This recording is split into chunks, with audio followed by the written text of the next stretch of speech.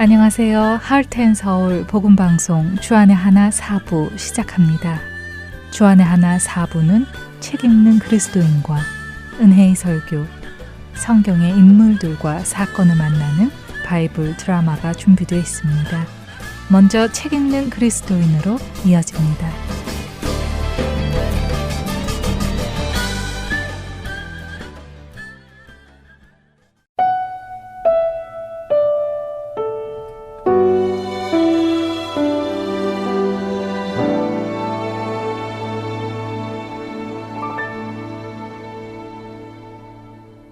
여러분 안녕하세요.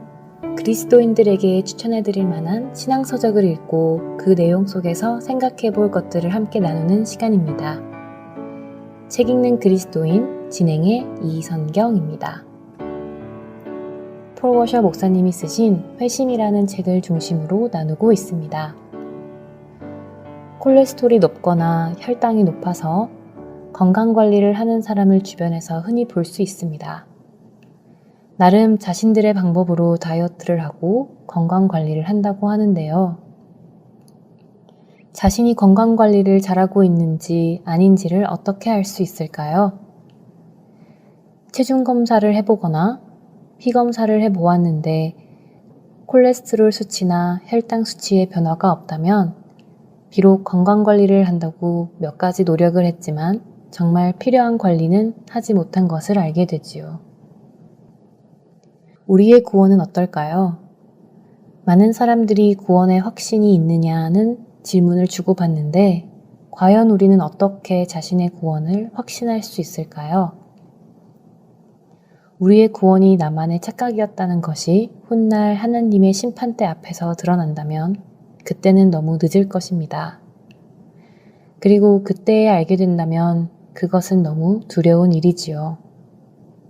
그렇기에 오늘 우리는 자신의 신앙을 돌아보며 자신의 구원이 참된 것인지 살펴보아야 할 것입니다. 모든 신앙생활의 원점, 모든 신앙생활의 출발점은 무엇일까요? 그것은 바로 회심입니다. 아마 많은 분들이 내가 교회를 다닌 지가 몇 년인데 옛날에 회심했지 라고 생각을 하실 수도 있을 텐데요. 그래도 오늘은 잠시 그 생각을 내려놓고 다시 처음으로 돌아가서 오늘 처음 회심하는 사람의 마음으로 돌아가서 생각해보면 어떨까요? 폴 워셔 목사님은 오늘날 미국 교회에 많이 퍼져 있는 이른바 영접기도 혹은 죄인의 기도라고 알려진 기도를 따라한 것만으로 예수 그리스도를 영접했으니 이제 천국에 갈 것이라고 주장하는 복음 전도 방식이 성경이 말씀하는 회심과 얼마나 동떨어져 있는지를 지적하시며 회심에 대해 설명을 시작하십니다. 영접기도, 우리에게도 익숙합니다. 아마 여러분 중에도 누군가의 인도로 이 영접기도를 하시며 믿음의 여정을 시작하신 분도 계실 텐데요. 물론 모든 영접기도가 성경이 말씀하시는 회심과 동떨어진 것이라고 폴 워셔 목사님이 말씀하시는 것은 아닙니다. 폴 워셔 목사님이 말씀하시는 성경과 동떨어진 회심은 죄가 무엇인지, 하나님의 공의가 무엇인지, 십자가의 의미가 무엇인지도 모르는 채 내가 하는 말의 의미가 무엇인지도 모르는 채 그저 인도자를 따라 몇 마디 읊조린 후에 예수님을 영접했다고 선포하는 기도를 의미하시는 것이지요. 말씀드린 대로 우리가 예수님을 영접했다면 그것을 알 수 있는 방법은 그 후의 삶의 변화입니다. 예수님을 나의 구주로 영접했다면 그 후에는 반드시 삶의 변화가 찾아와야 하는 것이지요. 영접 기도를 따라하고 교회에 출석하기 시작하지만 정말 복음이 무엇인지, 참된 회심이 무엇인지 모르고 살아가는 성도들이 많기 때문에 폴 워셔 목사님도 그 기도 하나로 자신의 구원을 확신하며 살아가서는 안 된다고 경고하시는 것입니다. 하나님의 자녀로 살아가는 삶에는 지속성이 나타나야 한다고 폴 목사님은 말씀하시는데요. 그 지속성이란 무엇일까요? 마태복음 5장 4절에 예수님께서는 애통하는 자는 복이 있나니 그들이 위로를 받을 것임이요 라고 하셨습니다. 여기서 애통하는 자라는 헬라어 원문은 문법적으로 보면 어떤 일이 한 번 일어나고 끝나는 것이 아니라 지속적으로 계속해서 일어나는 것을 의미한다고 설명하십니다. 그러니까 예수님의 말씀은 일시적으로 한번 애통해 본 사람이나 가끔씩 애통하는 사람을 의미하시는 것이 아니라 살아가는 동안 늘 애통해야 하는 사람들이 복이 있는 사람이라고 선언하셨다는 것입니다. 그렇다면 어떤 사람이 지속적으로 애통할까요? 성경의 말씀을 날마다 읽으며 자기 자신을 성경 말씀에 비추어 볼 때에 예수님이 말씀하시는 애통함은 자연스레 나타납니다. 왜냐하면 하나님의 말씀에 나 자신을 비추어 보면 우리는 자신의 연약함과 죄성을 뼈저리게 느낄 수밖에 없고 그 안에서 자신이 자신에게 아무 소망이 없음이 깨달아지기에 애통할 수밖에 없는 것이지요. 여러분에게는 이 애통함이 지속적으로 나타나시는지요? 이것을 기준으로 살펴보면 우리는 자신의 회심이 참된 회심인지 점검할 수 있을 겁니다. 폴 워셔 목사님은 성경적인 참된 회심을 한 사람에게 나타나는 8가지 특성을 말씀해 주시는데요. 여러분의 삶에 이 특성이 나타나는지 한번 점검해 보시기 바랍니다. 참된 회심을 한 사람은 먼저 생각의 변화가 찾아온다고 하십니다. 가치관의 변화를 말씀하시는 것이겠지요? 세상의 가치관을 가지고 육신의 정욕을 이루려는 삶을 살던 사람이 하나님의 나라의 가치관을 배우며 새로운 목적을 가지고 살아가기 시작하는 것입니다. 둘째로는 죄를 슬퍼하게 된다고 하십니다. 또한 자신의 죄를 인정하고 고백하게 된다고도 하시지요. 그리고 죄에서 돌이키게 된다고 하십니다. 이것이 2번째에서 4번째의 특성입니다. 5번째로는 자신의 의와 행위를 부인하게 된다고 하십니다.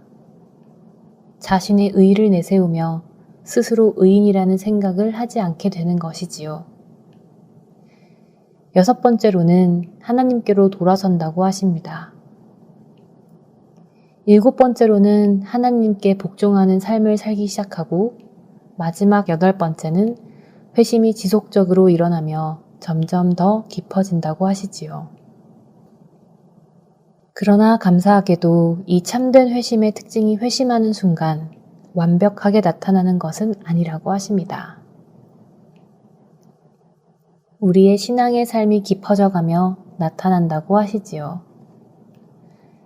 사실 때때로 우리는 애통하고 회심을 하는 것 같지만 여전히 자신의 삶이 변화도 없는 것 같고 여전히 같은 죄를 반복해서 짓고 하는 것을 보게 될 때 좌절하게도 됩니다. 그럴 때 우리 안에는 이런 질문이 생겨나지요. 자꾸만 같은 죄를 짓고 여전히 해결되지 않은 죄들이 있는데 그렇다면 나는 구원받은 성도가 맞나? 정말 진정으로 회심한 것이 맞나? 눈물을 흘리며 기도했는데 회개 기도를 한 것이 아니었나? 하는 의심이 듭니다. 폴 워셔 목사님은 이런 질문에는 상당히 균형이 있는 생각이 필요하다면서 이렇게 설명해 주십니다. 한 성도의 영적인 성숙도와 상관없이 가장 성숙한 그리스도인의 삶 속에도 죄와 싸우며 큰 승리를 거둘 때도 있고 실망스러운 패배를 당할 때도 있다고 하십니다. 이 세상에서 살고 있는 한 죄와 완전히 단절되어 그 영향이나 도덕적 실패에서 온전히 자유로울 수 있는 그리스도인은 단 한 사람도 없으며 참된 그리스도인은 시간이 갈수록 죄에서 점차 멀어지지만 죄는 그들의 삶 속에서 여전히 영향력을 행사한다고 설명하시지요. 때문에 우리에게는 늘 지속적인 회개와 예수님의 은혜가 필요하다고 강조합니다. 또한 폴 워셔 목사님은 하나님께서는 죄를 완전히 짓지 않는 완전한 사람이 아니라 그분의 말씀을 듣고 두려워하며 상하고 애통해하는 심령을 지닌 사람에게 자신을 나타내겠다고 약속하셨다며 이런 죄와의 싸움을 하고 있는 것 자체가 회심의 증거라고 하십니다. 죄를 실패하는 것에 집중하는 것이 아니라 죄와 싸우고 있는 그 자체가 의미가 있는 것입니다. 하나님께서 우리에게 원하시는 궁극적인 목적은 무엇일까요? 그것은 죄를 짓지 않는 사람을 만드시는 것에 있지 않습니다. 하나님께서는 죄인인 우리가 하나님의 자녀가 되고 거룩하신 하나님의 우리의 아버지가 되시는 그 친밀한 관계 속으로 우리를 초대하십니다. 폴 워셔 목사님은 바로 이런 하나님과의 관계를 올바로 세워가면 죄는 자연스럽게 멀어지게 되어 있다고 하십니다. 왜냐하면 하나님의 자녀가 된 자들은 하나님을 영화롭게 하고 하나님을 기쁘시게 하는 삶을 살게 되어 있기 때문이라고 설명하십니다. 그러니 우리 집안이 교회를 몇 대째 다닌다거나 내 신앙의 연륜이 얼마나거나 내가 가지고 있는 간증이 얼마나 많다거나 나의 성경 지식이 얼마나 많은지보다 중요한 것은 내가 참된 회심을 하고 하나님 안에 거하며 그분과의 친밀한 관계를 맺어가느냐 하는 것입니다. 지금까지 내가 얼마나 나의 죄에 애통했는지, 나의 삶에 지속성이 있었는지, 하나님과의 관계가 얼마나 친밀한지 생각해보며 정말 나는 참된 회심을 했는지 솔직하게 기도해 보시길 원합니다. 폴 워셔 목사님은 많은 사람들이 자신이 지금도 여전히 육에 속한 사람이고 회개하지 않은 상태라는 사실을 선뜻 인정하려 들지 않는다라고 하십니다.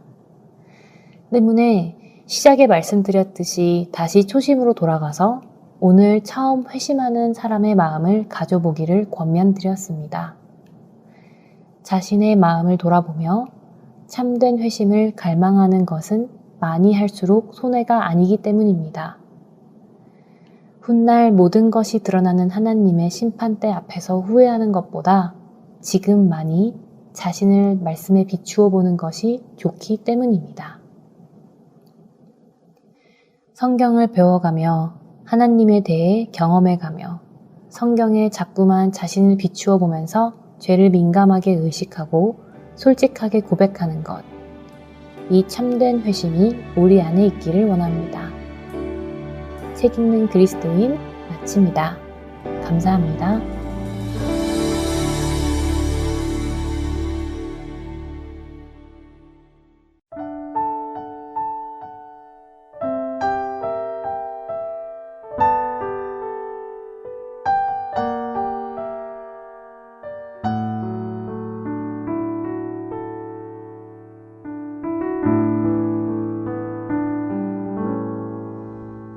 나 같은 죄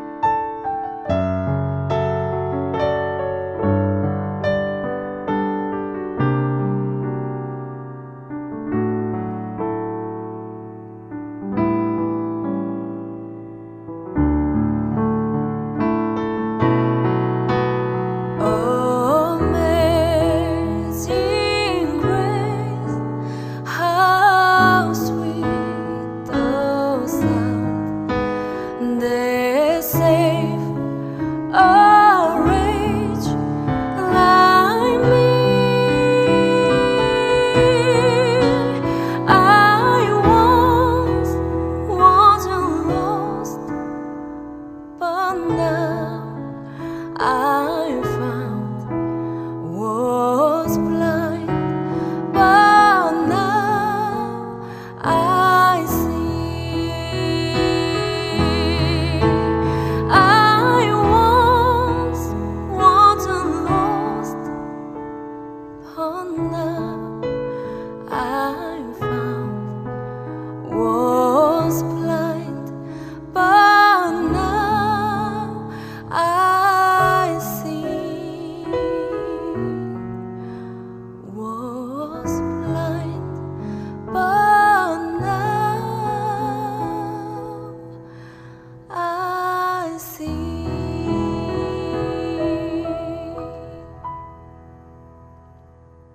은혜의 설교 시간입니다.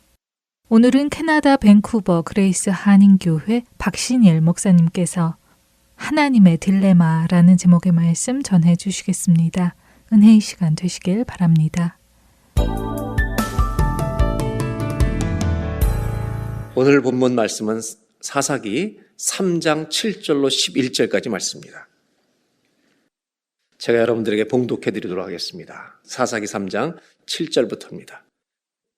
이스라엘 자손이 여호와의 목전에 악을 행하여 자기들의 하나님 여호와를 잊어버리고 바알들과 아세라들을 섬긴지라.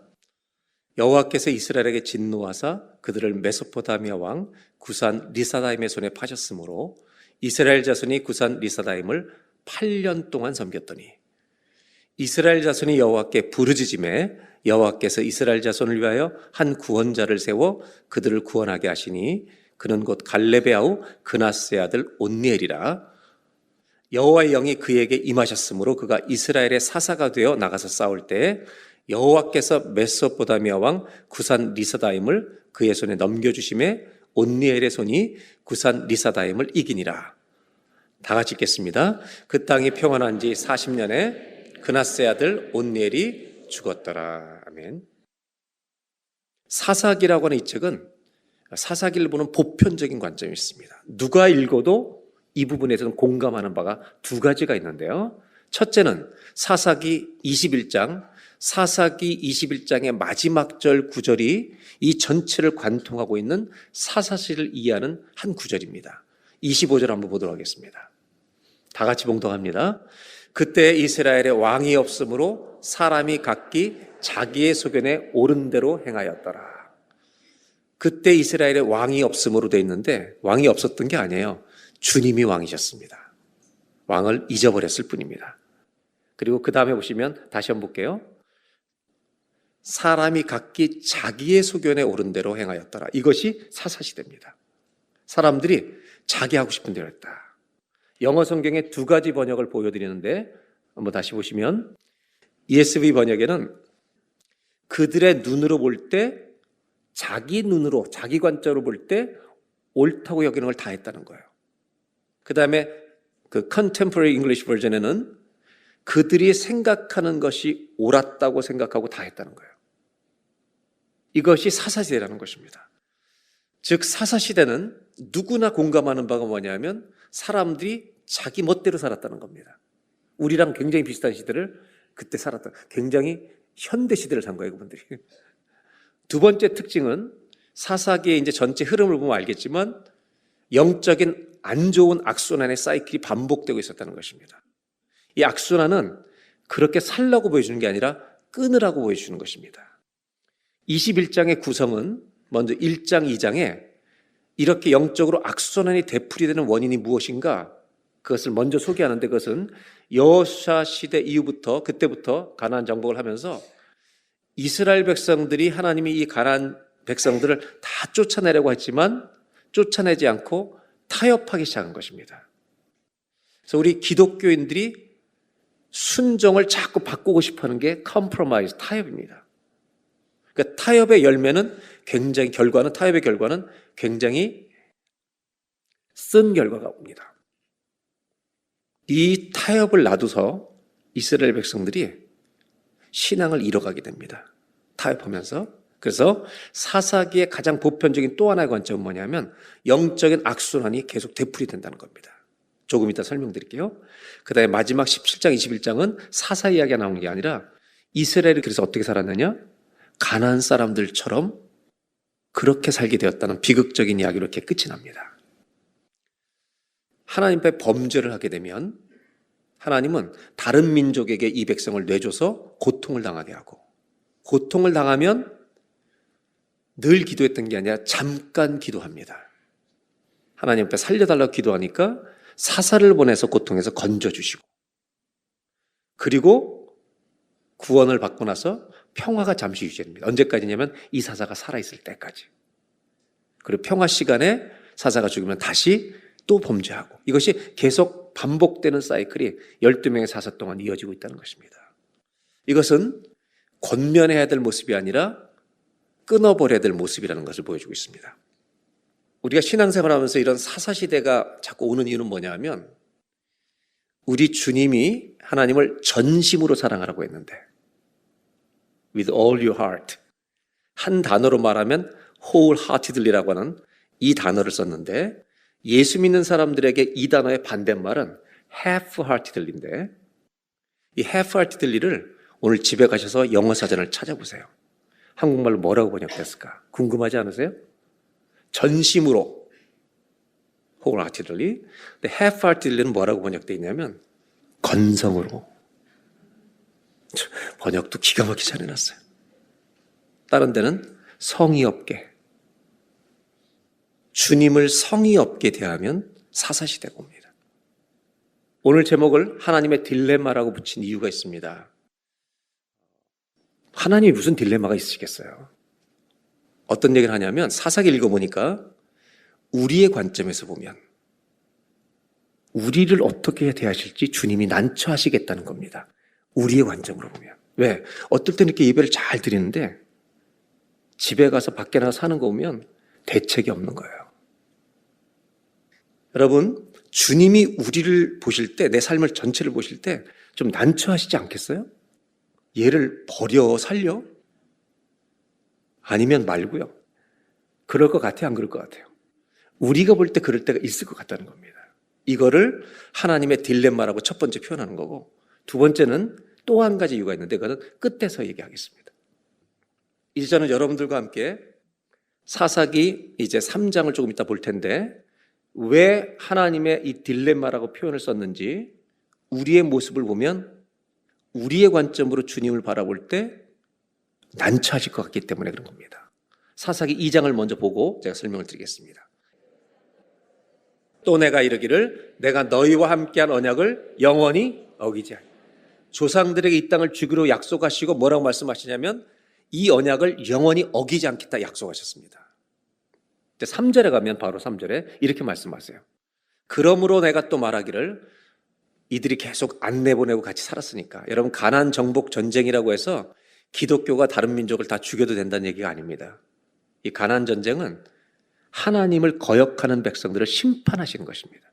하나님은 심판하시는 분이에요. 어떤 사람은 가나안 전쟁이 너무 잔인하다고 말하는 사람이 있는데, 여러분, 하나님은 이방 민족만 죽이신 게 아닙니다. 이스라엘 백성을 광야에서 어마어마하게 죽이셨습니다. 자기 백성도 죽이십니다.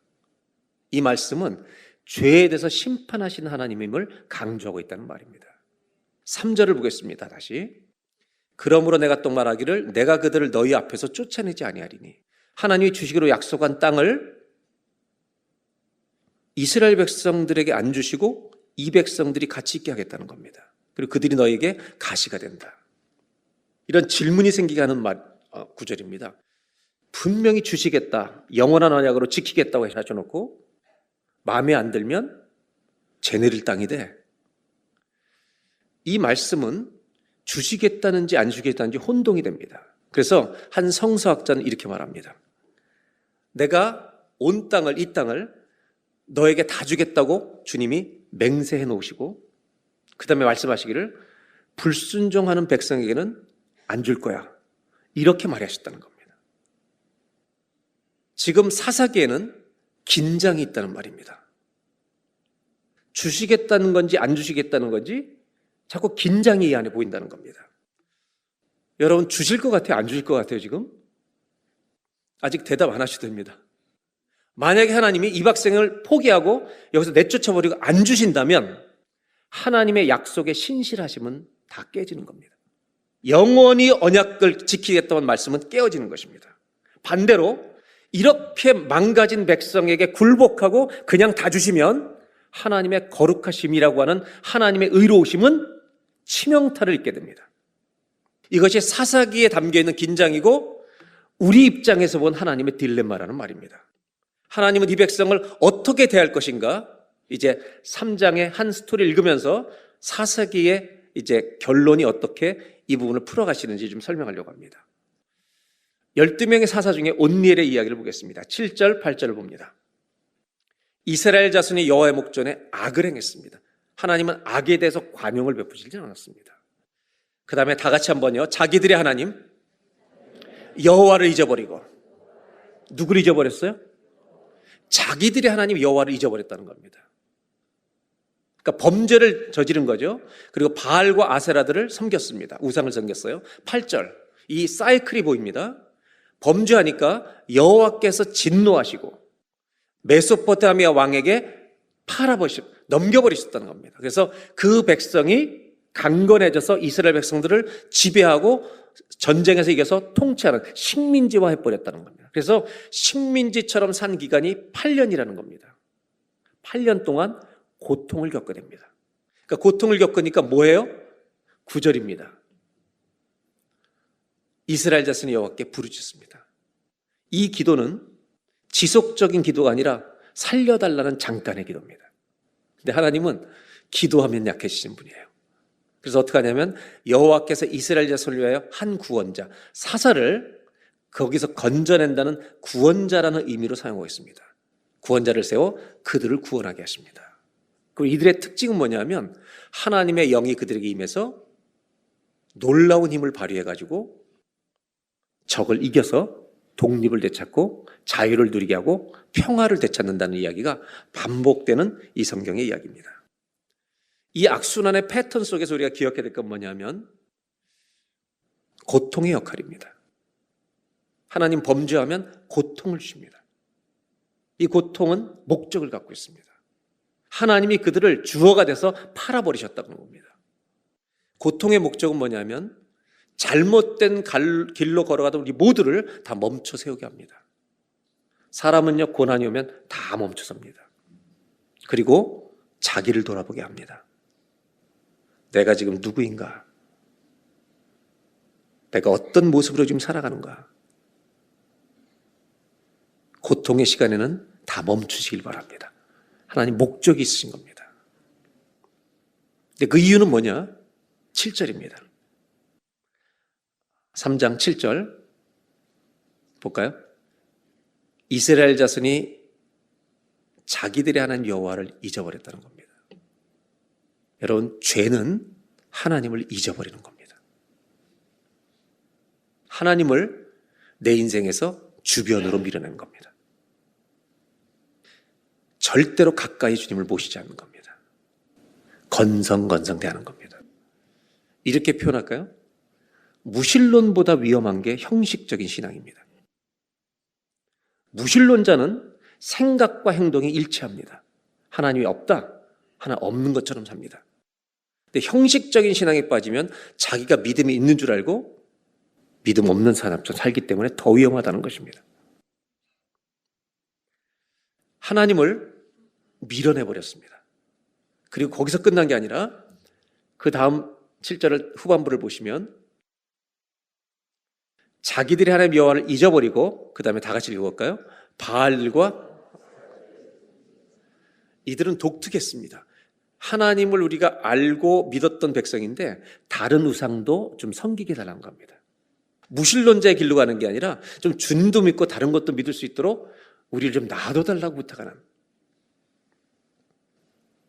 혼합주의처럼 이것저것을 다 믿어보겠다고. 자, 우리 얘기로 돌아오면 우리에게는 우상이 없습니까? 아마 우리의 우상은 뭡니까? 그럼 대부분 여기서 돈, 그렇게 나올 거예요. 21세기의 우상은 돈입니다. 아마 돈이라고 말할지 몰라요. 그런데 돈이 아닙니다. 우리들의 우상은 선거철이면 권력이 될 수 있는데 권력도 아닙니다. 돈을 추구하는 것 같지만 우리들의 우상은 돈을 많이 가지고 살아가기 원하는 나입니다. 우리는 매일 나를 우상화하고 있습니다.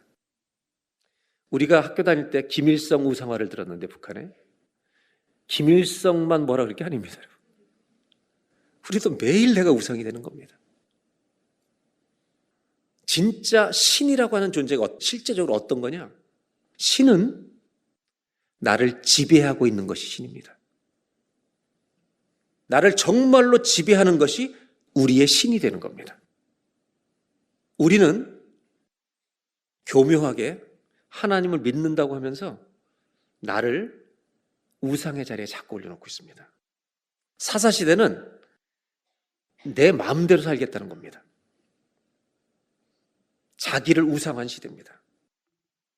그리고 나를 우상화하는 이 시간, 이 순간이 길어지면 나의 시대가 됩니다. 시대가 된다는 겁니다. 사사시대는 내 시대를 만들어가는 시간입니다. 내 삶의 신앙 여정에 사사시대가 전체를 차지하면 비극 중에 비극입니다. 사사시대 우리에게 도전하는 바가 있습니다. 신앙의 여정은 내 시대가 되면 안 됩니다. 주님의 시대가 되어야 할 줄로 믿습니다. 우리가 예배를 드린 이유는 나를 그 우상의 자리에서 끄집어 내려야 한다는 것입니다. 오늘 이 예배가 주님의 시대가 내 인생에 오는 예배가 되길 바랍니다. 오늘 이 예배 때 나를 우상화시키는 모든 작업에서 제발 좀 내려와서 끄집어 내려서 주님이 나를 다스리는 자리에 오늘도 이번 주간도 나의 시대가 아니라 주님의 시대를 살게 주시옵소서라고 기도하는 승리의 예배가 되길 바랍니다. 한번 따라 하실까요? 우리가 매일 주님의 시대를 살게 하옵소서. 내 시대가 아니라 주님의 시대를 사는 복이 우리 모두에게 있기를 바랍니다. 이번 한 주간 동안도 예배 끝나고 나가자마자 운전대를 잡으면서 또 내 시대를 만들지 말고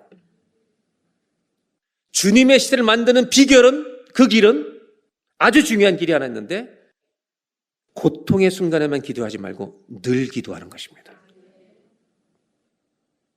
9절로 가보겠습니다. 이스라엘 자손이 여호와께 부르짖음에 하나님은 긍휼히 여겨 구원자를 세우십니다. 사사기의 거의 대부분의 사사들의 이야기 속에 평안의 유효기간이 나옵니다. 언제까지냐? 사사들이 죽을 때까지입니다. 12명 중에 가장 짧았던 사사는 6년 동안의 평안만 있었습니다. 가장 길었던 사람은 한 명 80년, 나머지 40년, 30년, 다 20년.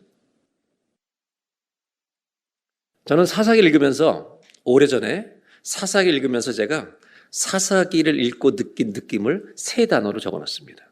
사사기의 분위기, 사사기의 톤을 3단어로 적었어요. 첫째, sadness, 슬프다. 두 번째, darkness, 어둠이다. 세 번째, hopelessness, 희망이 없다. 이 3단어가 사사기의 톤이에요.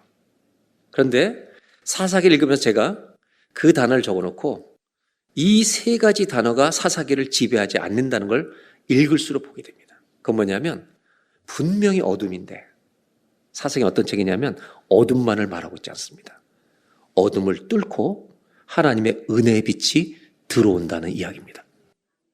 우리가 아무리 어두워도 주의 은혜는 멈춘 적이 없습니다. 뚫고 들어오시는 것입니다. 사사기입니다. 그게. 그래서 희망이 없는 책인데 희망이 보인다는 것입니다. 그게 사사기예요. 또 한 가지 특징은 이 사사들이 인격적으로 우리가 존경을 할 만한 이그젬플의 성품이 아니라는 겁니다. 괴팍한 사람들이 많아요. 얼마나 하나님이 급하시면 그런 사람들을 건져내신다는 겁니다. 긍정적인 면에서는 나 같은 사람도 쓰시는구나 이런 소망도 보이지만 또 한 가지 다른 면에서는 이것이 주님이 보여주시는 모델이 아니라는 것을 말하고 있습니다. 사사의 역할은 구원자인데 그들의 성품은 아닙니다. 그래서 우리는 사사기 읽으면 이런 질문을 던져요. 여러분들 읽어보신 분들은 이야기했지만 왜 이런 사람들을 성경에서 등장시키시지? 그 대답이 중요합니다. 사사기가 갖고 있는 대답.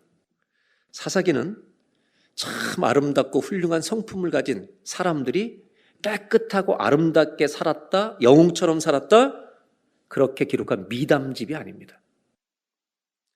그래서 복음입니다. 사사기는 뭘 얘기하냐면 어둠 속에 빛이 뚫고 들어오는 것처럼 자비롭고 선하시고 오래 참으시는 하나님이 우리가 늘 하나님 목적에 항상 저항함에도 불구하고 우리 안에서 우리를 통해서 하나님은 끊임없이 일하고 계시다고 하기 때문에 복음인 것입니다. 그 주님이 계셔서 우리에게 소망이 있다는 말입니다. 궁극적으로 사사기는 사사들을 영웅 삼는 것이 아니라 이 사사기의 영웅은 한 분 하나님밖에 없다. 이것을 말하는 책이라는 겁니다. 악순환이 되풀이됩니다. 사사기에는 이렇게 시간을 제한해서 평안을 주신다는 메시지가 있습니다. 왜 지속되지 않죠? 여러분, 이렇게 질문해 볼게요. 여러분의 인생에 일주일 동안 며칠의 평안이 필요해요? 하루만 필요해요? 이틀만 필요해요? 일주일이 다 필요해요? 일주일이 평안하면 좋겠죠? 그럼 이런 질문을 사사기는 던지는 겁니다. 우리의 인생에 밤낮으로 평생토록 평화를 주실 사사는 누구인가? 우리의 영원한 사사는 누구인가? 이렇게 문제 많고 정말 골치 아픈 우리가 평화를 깨트릴 때도 있잖아요.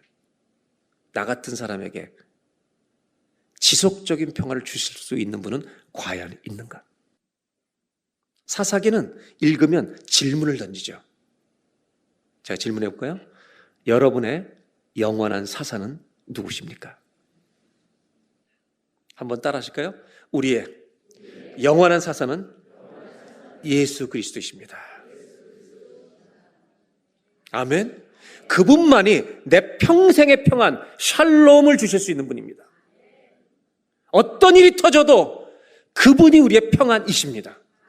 사사기는 우리를 예수 그리스도께로 끌고 갑니다. 어느 누구도 지속적 평안을 줄 수 있는 분이 없다. 우리의 영원한 사사는, 죄인에게 영원한 사사는 예수 그리스도 한 분이다. 아멘. 저는 우리 모든 성도들의 심장에 예수님만이 나의 영원한 구원자십니다. 이게 새겨져 있길 바랍니다. 신앙은 그게 새겨지는 거잖아요. 내가 그분 믿고 살아가는 거죠. 그 고백이 가슴 속에 새겨지길 바랍니다. 그래서 예수님은 내가 너희에게 평안을 끼치노니 나의 평안을 너에게 주노라. 내가 주는 평안은 세상이 주는 것과 같지 않다. 여러분, 잠깐의 평안이 아니라 영원한 평안의 주인 우리 주님이 여러분 가정의 평화가 되시기를 주의 이름으로 기원합니다. 그래서 어떤 일이 터질 때도, 남편이 속속일 때도 그걸 보면 불안이지만, 없애시지만 주님, 그 주의 평안을 붙들고 남편을 대할 때 그 남편은 천국을 경험하는 거죠. 사사기 속에 있는 긴장을 주님은 어떻게 이 딜레마를 풀어가시는가? 우리가 보는 딜레마를 어떻게 풀어가시는가? 하나님은 거룩하신 분입니다. 악을 관용하거나 함께 동거하실 수가 없습니다. 축복하실 수도 없습니다. 반대로 하나님은 사랑하셔서 그 백성을 포기하실 수도 없습니다. 이 이야기는 사사기뿐만 아니라 성경 전체에 펼쳐져 있는 해결되지 않을 것 같은 긴장입니다. 과연 사사기의 이야기는 하나님은 이 백성을 포기하실 것인가? 그렇다면 신실하심은 어디로 날아가는가? 아니면 이 죄 짓는 백성을 마구 그냥 축복하시면 죄에 굴복하시는 것인데 그분의 의로우심은 어떻게 되는가? 그 답을 주님은 풀어내십니다. 어디서 풀어내시냐면 예수님을 십자가에 못 박아 죽게 하심으로 푸십니다. 십자가는 예수님을 이 모든 죄의 진노를 전가하시는 자리입니다. 그분이 우리의 죄의 대가를 고스란히 치러내십니다. 그리고 그것으로 끝난 게 아니라 아무리 노력해도 안 되는 하나님의 의를 만족시킬 수 없는 우리의 연약한 의를 그 예수님의 의로 우리에게 전가시켜 주십니다. 죄는 가져가시고 의로 덮어준다는 말입니다. 그래서 고린도서 5장 21절에 이런 말씀이 있습니다. 하나님이 죄를 알지도 못하신 이를 우리를 대신하여 그를 죄로, 이 진노의 대상으로 삼으신 것은 우리로 하여금 그 안에서 하나님의 의가 되게 하려 하심이라. 우리 하나님이 이 딜레마를 풀어내신 것은 우리의 죄를 철저하게 처벌하시는 거룩을 택하셔서 그 죄의 진노를 우리에게 쏟지 않으시고 예수 그리스도가 그 희생 제물이 되게 하시고 또 우리를 사랑하셔서 버리지 않기 위해 그 죄를 다 그에게 진노를 담당케 하시고 우리의 힘으로 이룰 수 없는 의로움을 그분이 만족하시기 위해 예수를 믿는 자에게 그 의로움이 덧입혀지도록 영원한 언약과 조건적 언약을 성취할 수 있도록 십자가에서 그 딜레마를 풀어내십니다. 여러분, 우리에게는 예수의 복음 때문에 살 소망이 있는 줄로 믿습니다. 그렇지 않으면 하나님의 영원한 언약만 붙들고 그냥 멋대로 믿어버리면 우리는 죄 짓는 것에 굴복하고 멋대로 살아갈 수 있습니다. 왜? 언약이 있다고 그냥 은혜가 있다고 믿으니까요. 그거는 이상한 기독교인이 되는 겁니다. 반대로 하나님은 죄를 반드시 심판하신다는 것에만 몰두해 있으면 두려움과 죄책감 속에서 종처럼 살게 됩니다. 십자가는 그 긴장, 이 딜레마를 풀어내신 하나님의 응답인 줄로 믿습니다. 그래서 이 복음은 뭐냐면 이런 거죠. 나를 위해 죽으신 주님의 사랑 때문에 죄사함을 받음으로 얼마나 우리가 존귀한 자인지를 회복시키는 그것이 복음이고, 그래서 복음 안에서의 있는 자유가 있다는 겁니다. 그런데 이것만 있는 게 아니라, 그래서 맘 놓고 사는 게 아니라 그 주님의 사랑을 기억하기 때문에 이제는 주님 말 좀 잘 듣고 살아볼까? 내 가슴을 그 복음이 자꾸 흔들어서 하나님이 기뻐하시는 사람으로 변화되고 싶은 동력이 우리 안에 있다는 말입니다. 이것이 복음이 하는 일입니다. 마지막 딜레마에 대한 얘기를 하려고 하는 겁니다.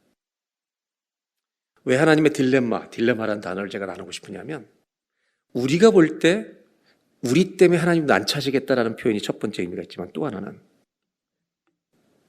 세상 사람들이 우리를 봐도 딜레마일 것 같아요. 쟤는 예수 믿는 사람이 왜 저렇게 살아? 쟤는 다를 게 없잖아, 우리랑.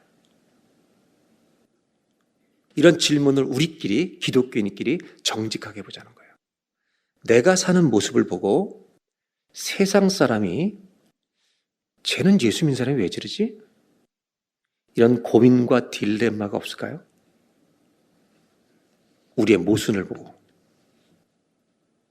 제가 당장 완전해지는 말하는 게 아닙니다. 혹시 우리 자녀들이 부모님을 보고 뭔가 어떤 딜레마에 빠지지 않을까요? 집에서 왜 저러지 저분은? 주여 삼창하고 기도하고 오더니 왜 이렇게 엄마 같지 않지? 저는 세상 사람들 우리를 보고 그런 딜레마에 빠질 수 있다고 생각해요. 그래서 우리끼리 고민을 나누는 거예요. 어떻게 나누고 싶냐면, 세상 사람들 우리를 볼 때 저 사람 보면 진짜 저 사람 예수 믿는데 왜 그러지라고 고민시키는 사람도 있지만, 세상 사람이 볼 때 우리의 연약함을 다 아는데 저 사람은 하나님께 가까이 가려고 노력하는 사람인 것 같아 라고 느끼는 사람도 있다는 말이에요. 저 사람은 교회를 다니고 우리처럼 연약한데 자꾸 하나님 앞에 더 가까이 가려고 애쓰는 것 같아. 구도자 같아. 그런 사람이 될 수는 없을까라는 질문을 하는 거예요. 왜? 복음은 우리 죄를 사했다는 은혜를 붙들고 내 맘대로 사는 내 시대를 여는 게 복음이 아니라, 복음은 내 맘대로 살던 사사시대를 끝내고 주님의 시대가 오도록 나를 쳐서 복종하는 시간이기 때문에, 그 삶이 기독교인의 삶이기 때문에 훈련이 필요한 거죠. 그러니까 여러분, 이 예배는 훈련 중에 굉장히 중요한 훈련이죠. 마음을 다해 드리기만 한다면. 건성으로 드리면 아무것도 아니에요. 이렇게 말씀드리고 싶어요. 성경적으로, 말라기 말씀으로. 건성으로 드릴 거면 오지 말라고 써 있어요, 성경에. 문을 닫으라고, 못 들어오게 하라고. 근데 저는 들어오세요. 왜? 와서 변할 수 있으니까.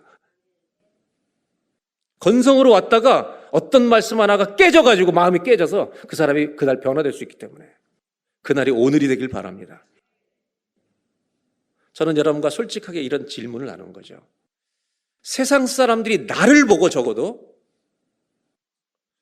저 사람 왜 그래라고 그런 기독교인이 아니라 우리처럼 똑같은 죄인인데 정말 뭔가 애쓰고 있구나. 늘 주님께 가려고 노력하고 있구나. 이걸 다른 사람이 느끼게 할 수 있는 신앙인이 되고 싶진 않은 건가요? 만약 그 길을 걷지 않는다면 우리 기쁨의 출처는 내가 기뻐하는 것에 제한됩니다.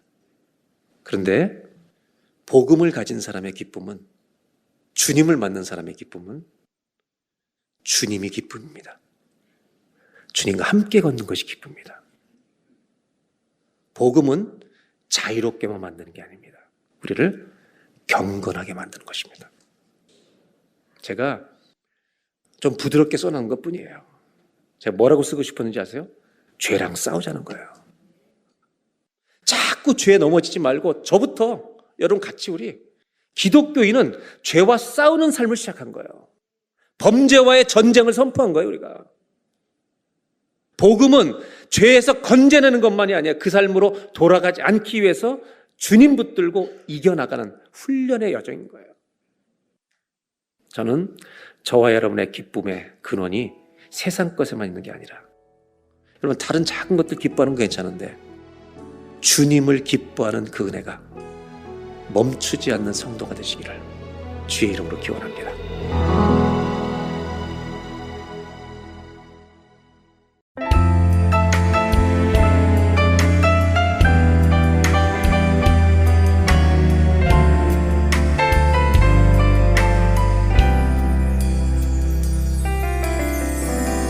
항상 진실게 내 맘 바꾸사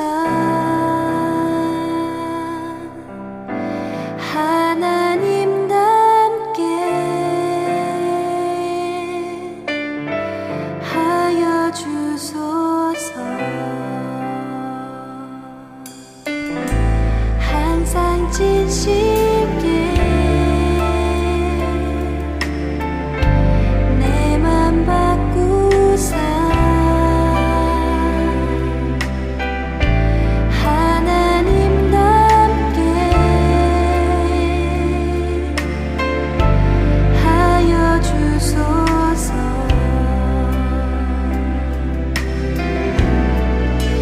주는 더 이장이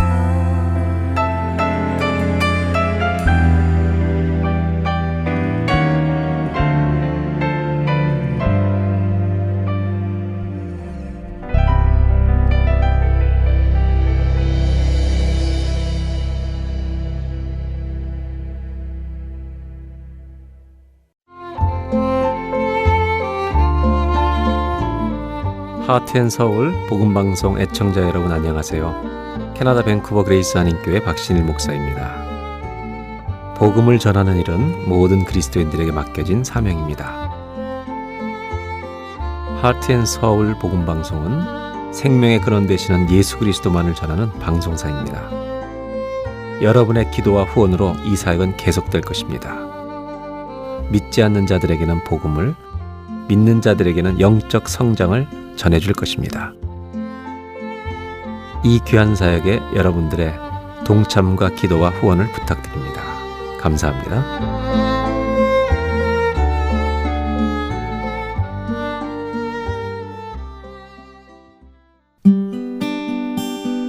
기쁜 소식 사랑으로 땅끝까지 전하는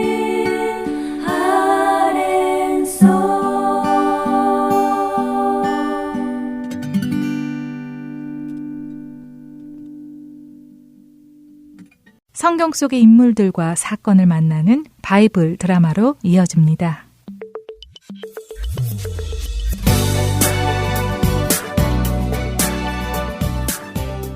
애청자 여러분 안녕하세요. 바이블 드라마 열왕기편 진행의 백은규입니다.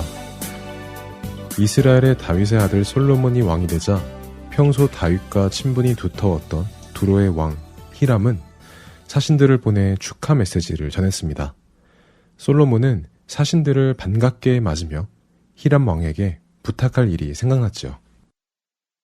히람 왕의 사신들이 이렇게 찾아와 저를 축하해 주시니 정말 감사합니다.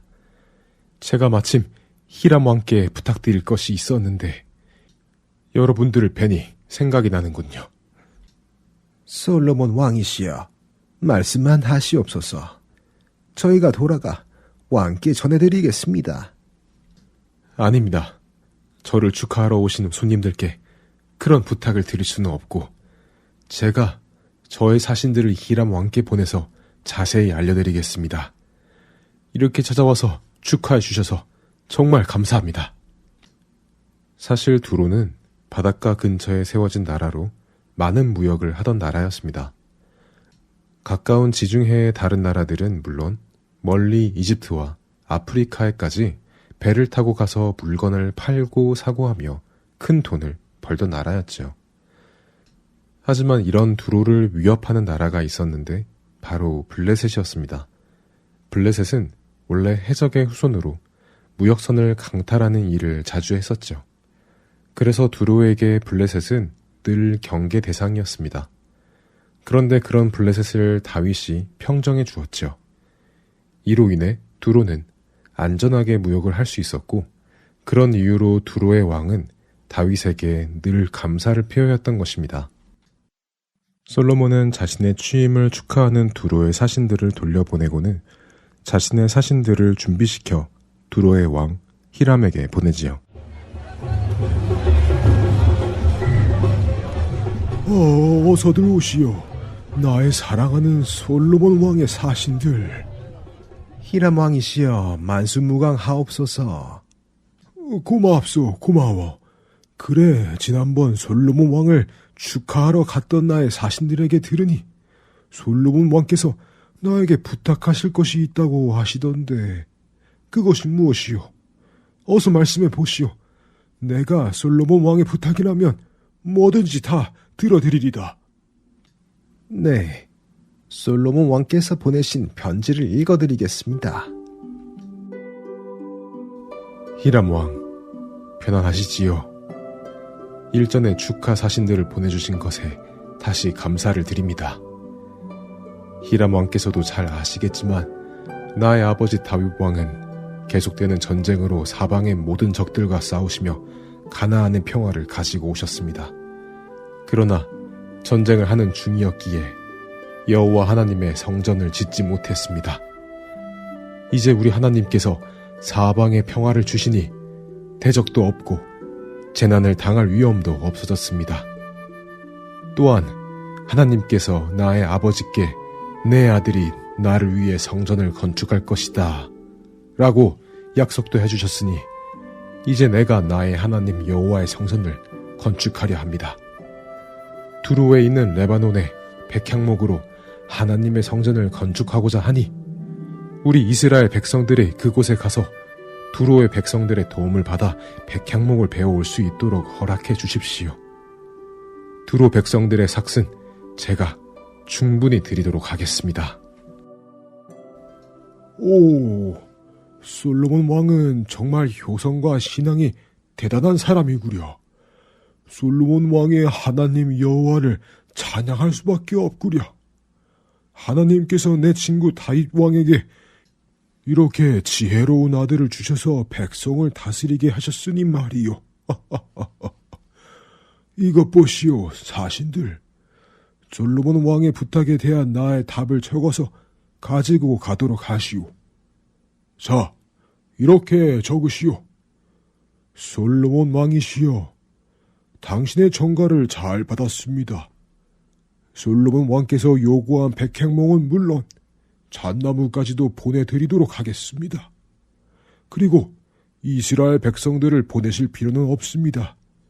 내가 기꺼이 나의 모든 백성들에게 직접 나무를 베어 이스라엘의 항구까지 배달해 드리도록 할 테니 너무 걱정 마시고 기다리기만 하십시오. 또한 우리 백성들의 삭도 걱정하지 마시기 바랍니다. 우리가 기쁨으로 섬기겠습니다.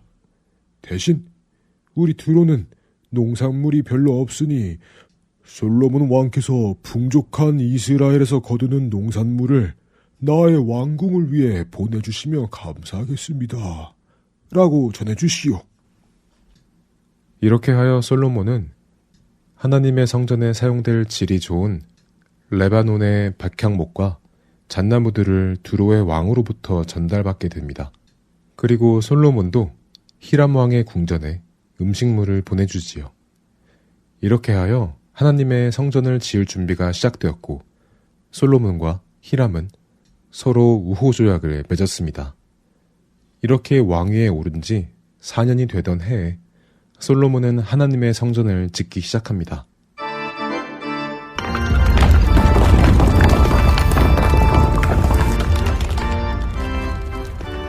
하나님께서는 이 성전이 지어지기 시작하자 솔로몬에게 임하셔서 이렇게 말씀하십니다. 솔로몬아. 네, 하나님. 말씀하시옵소서. 주의 종이 듣겠나이다.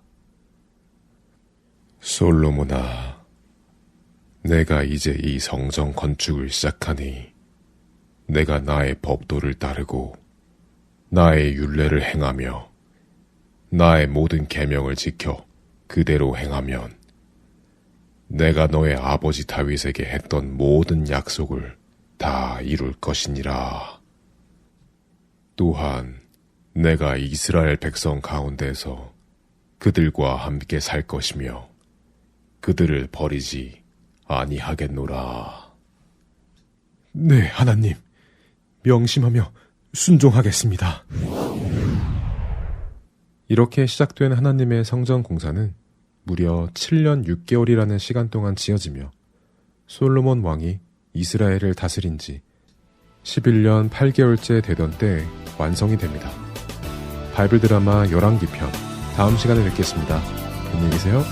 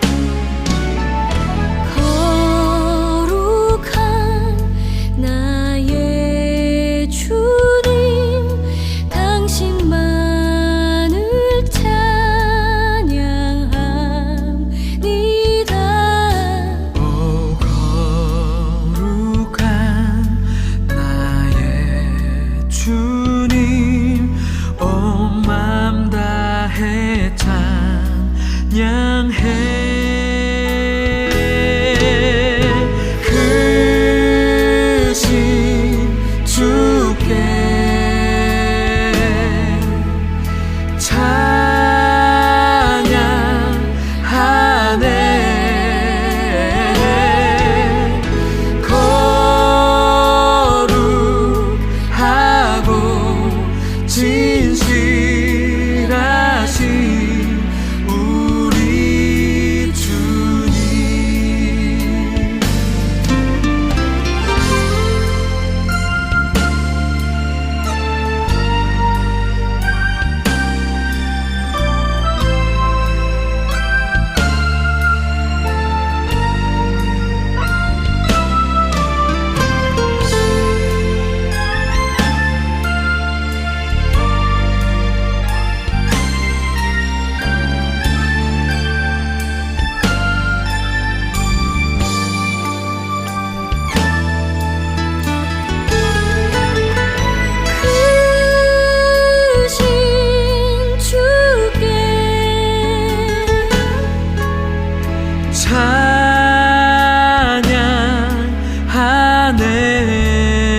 찬양하네.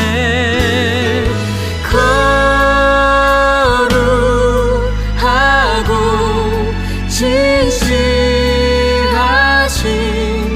우리 주님.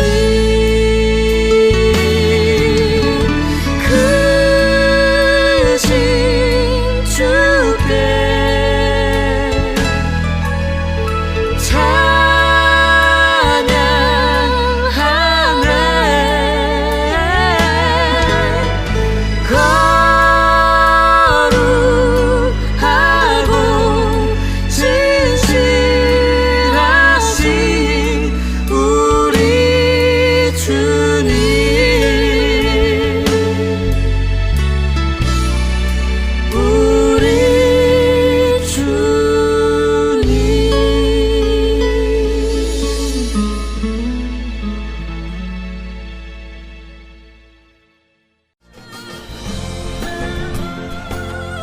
주안의 하나 4부 준비된 순서는 여기까지입니다. 언제나 주 안에서 기뻐하며 감사하는 하루하루가 되시길 소망하며 다음 이 시간 다시 찾아오겠습니다. 고맙습니다.